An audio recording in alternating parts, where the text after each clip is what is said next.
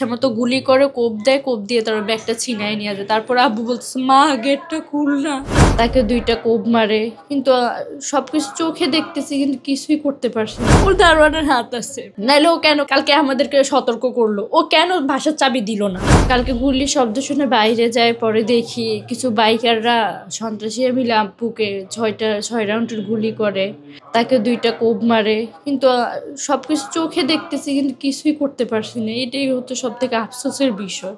গেটে যখন খুলতে যাই দেখি যে তালা। এখন আমার প্রশ্ন হচ্ছে তালাটা কেন লাগানো ছিল? আমি যখন চাবির জন্য গেলাম তখন আমাকে কেন চাবি দেওয়া হলো না? 11:30টায় গেট বন্ধ করে, সেখানে কেন কালকে 10:30টায় গেট বন্ধ করে দেওয়া হলো?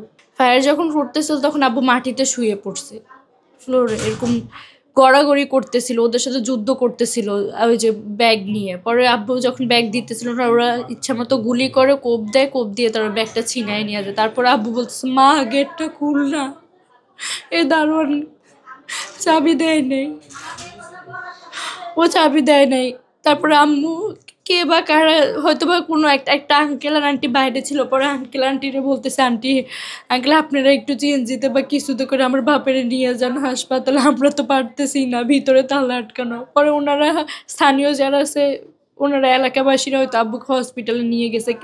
কে নিছে, কারা নিছে আমরা তো জানি না, কোথায় নিছে। এরপর দারোয়ান একটু পরে আসে, আমারে বলে এই সরো। তারপর চাবি নিজের পকেট থেকে বের করে সে তালা খুলছে। এতক্ষণ ধরে আমরা যুদ্ধ করছি, আমি আম্মু অনেক যুদ্ধ করার পর সে বলে যে চাবি 3 তালায়, বলে চাবি কোথায় আমরা জানি না, অথচ তালাটা কিন্তু তারাই রাখছে। তারা পুরোটাই অস্বীকার করে যে চাবি তাদের কাছে নাই, অথচ আমি দেখছি দারোয়ান তার পকেট থেকে চাবি বের করে এরপর তালা খুলছে। তালা খোলার কারণ আছে, কারণ তখন পুলিশ, র্যাব, ডিবি ওনারা উপস্থিত ছিল দেখেও বাধ্য হয়ে তালা খুলছে। আব্বু যখন বাইরে গুলি করতেছিল আব্বুকে, তখন ওনারা লাইট অফ করে ওনাদের রুমে চুপচাপ বসেছিল। আমি তো চিৎকার করতে করতে শেষ। পরে আম্মু আর আমি ওনাদেরকে টেনে হিস্ট্রে ওনাদের রুম থেকে বের করি যে কী ব্যাপার, আপনারা কেন আমাদেরকে চাবি দিতেছেন না? দারোয়ান তো বলে যে চাবি নাই, কি হয়েছে, উল্টা আমাদের উপর ঝাড়ি। পরে আমরা বলতেছি, আমরা মামে এত জোরে জোরে চিৎকার করতেছি, পুরো আড়স কাইপা উঠতেছে, আর আপনি শুনেন না পাশে থেকে। অবশ্যই ছিনতাইকারীরা মাল নিয়ে গেছে ঠিকই, কিন্তু যদি দারোয়ানটা গেট খুলে দিত, আম্মু আর আমি তো ভিতর নিয়ে আসতাম। ওরা কি আর ভিতরে আসতো? ওদের মাল পাওয়ার দরকার, যেটা পাওয়ার দরকার ওইটা পেয়ে গেছে, ওরা নিয়ে ওরা ভেগে গেছে। আব্বুকে তো ওরা এক পায়ে গুলি করলে কি আর একটা মানুষ কীভাবে হাঁটবে বলেন? পাশের বাসার সাহায্য চাইছে, ও পাশের বাসার দারোয়ানও গেটটা আটকায় দিছে।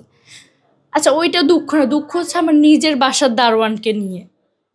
নিজের বাসার দারোয়ান কেমনি এত বড় একটা ঘটনা করলো? আর দারোয়ান আমাকে যে বললামই যে সতর্ক করছে আগে দিয়ে, যে হ্যাঁ বাইরের পরিস্থিতি আজকে অনেক খারাপ, ভাইয়াকে বলবেন 11টার মধ্যেই আসতে। আব্বু 10:45-এ 10:40-এ আসছিল বাসায়। 10:45-এর ঘটনা, গুলি করছিল। প্রায় 20 থেকে 15 মিনিট আব্বু সন্ত্রাসীদের সাথে ধস্তাধস্তি করছে। আমার আর আম্মুরে বলছে যে গেট খুল, কিন্তু না। আপনার আব্বু তো আমাকে বলতেছিল, মা গেটটা খুল না। 4টা গুলি আর কোপ খাওয়ার পর আব্বু এরপর সেন্সলেস হয়ে গেছে। আমি তো হাত বাড়াইতেছি, কই আব্বু একদম কাছেই ছিল, কিছুই করতে পারি না। ওর দারোয়ানের হাত আছে, নাইলে ও কেন কালকে আমাদেরকে সতর্ক করলো? ও কেন বাসার চাবি দিল না? এটা কি ওর অন্যায় না? আপনারা কি এটাকে অন্যায় মনে করেন না? ওরা যদি চাবি দিয়ে বলতো যে হ্যাঁ আমরা আপনাদের লোক, আপনারা বাঁচান, তবুও হয়তো আমরা ওরা লুকায় থাকুক, আমরা তো চাবিটা দিয়ে তালাটা খুলতেই পারতাম। আমি পুতা দিয়ে পর্যন্ত বাড়ি দিছি, ওই তালা খুলে নাই। কিভাবে খুলবে? এটা কি পসিবল? পুতা দিয়ে বাড়ি বা কোনো কিছু দিয়ে, ওই সময় মাথা ঠিক থাকে, এত কিছু করছে তাও কিচ্ছু হয় নাই। তাদেরকে তো বললাম আইনের আওতায় আনাই হোক। ওরা যেভাবে আমার বাবাকে কুপিয়েছে, 6টা গুলি দিয়েছে, ওদেরকেও এমন করা হোক। ওরা বুঝুক যে ব্যথাটা কীরকম। ওরা যদি ওই ব্যথা অনুভব না করে, তাহলে তো মানুষের বেদনা যন্ত্রণা বুঝবে না, যে একটা মানুষকে গুলি করলে কেমন লাগে, কোপাইলে কেমন লাগে। ওদেরকেও এরকম করা হোক। শুধু আইনের আওতায় আনলেই হবে না, যথেষ্ট শাস্তি তাদেরকে দেওয়া হবে। আর আমার বাবার যে শেষ সম্বল ছিল, আইনকে এতটুকু বলবো যেন শেষ সম্বল যেন ওনারা উদ্ধার করতে পারে, কারণ এছাড়া তো আর চলার কোনো উপায় নেই। একটা মানুষ তিলে তিলে তার সম্পদ গড়াইছে, আর অন্যজন এমনি ভোগ করে ফেলবে, এটা তো আর হবে না, তাই না?